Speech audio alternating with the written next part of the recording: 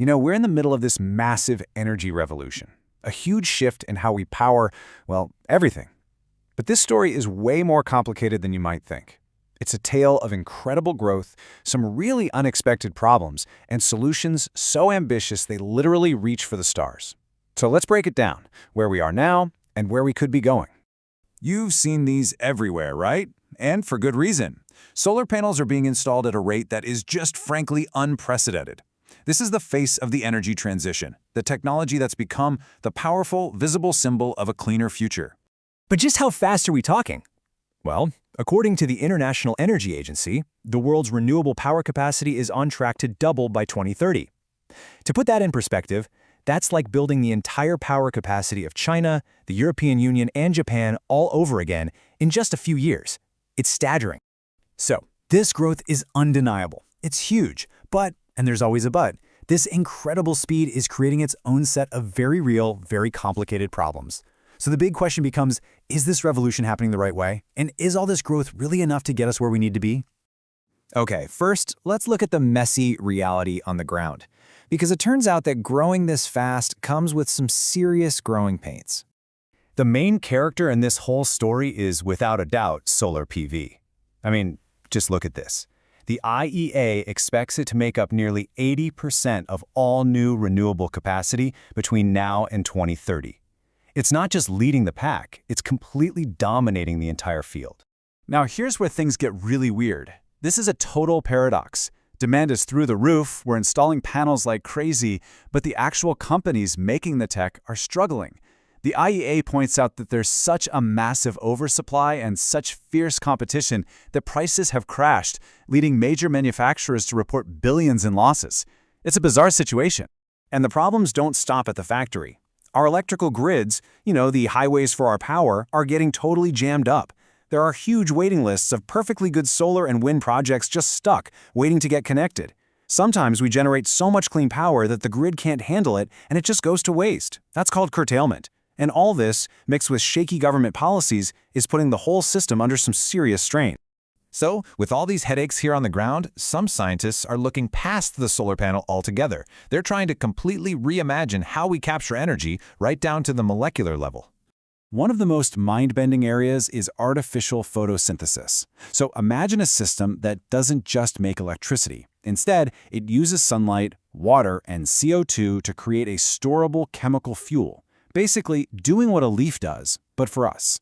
It's still deep in the research phase, but wow, what a completely different way to think about solar power. Okay, so if reimagining energy at the molecular level sounded futuristic, well, hold on, because our next idea takes things to a whole new dimension. We're going to space. Yep, this is one of the most audacious, out there ideas in energy today. Space-based solar power, or SBSP. It sounds like something straight out of science fiction, but it's a concept being seriously looked at by agencies like NASA. The concept is actually pretty elegant. You build these enormous solar farms in orbit, where the sun never sets, there are no clouds, no nighttime. Then you convert that energy into microwaves and beam it wirelessly down to a receiver on Earth. And the big prize, a constant 24/7 uninterrupted stream of clean energy. A 24/7 solar power plant. That sounds like the ultimate solution, doesn't it? Well, this brings us to the ultimate reality check. The trillion-dollar question of whether we can actually pull this off. The scale we are talking about here is just mind-boggling.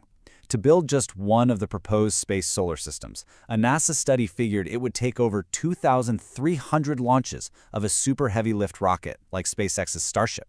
That is an absolutely astronomical challenge. So let's crunch the numbers, starting with the environmental impact. When you look at the total life cycle greenhouse gas emissions, space solar actually looks pretty good. It's estimated to be right in the same ballpark as renewables here on Earth. So on that front, it's competitive. But now the cost. And this is where the dream collides hard with reality. Projections for regular renewables on Earth in 2050 are down around 2 to 5 cents per kilowatt hour. Space-based solar?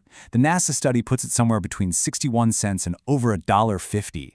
That's anywhere from 12 to almost 80 times more expensive. Ow. So why the enormous price tag? Well, this chart says it all.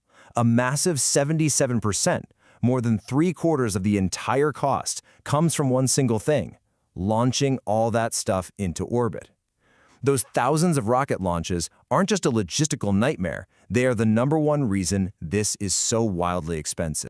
So where does this all leave us? Well, the future of energy isn't about picking a single winner. It's really about tackling a challenge on two very different fronts at the very same time.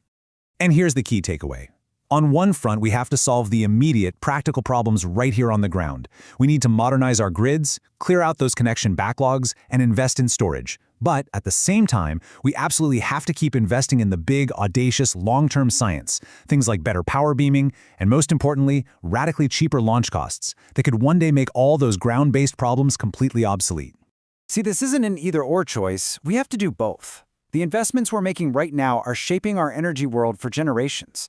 So the final question is, as we write this next crucial chapter, will we focus our efforts on perfecting the foundation we already have, or on building an entirely new one up in the sky?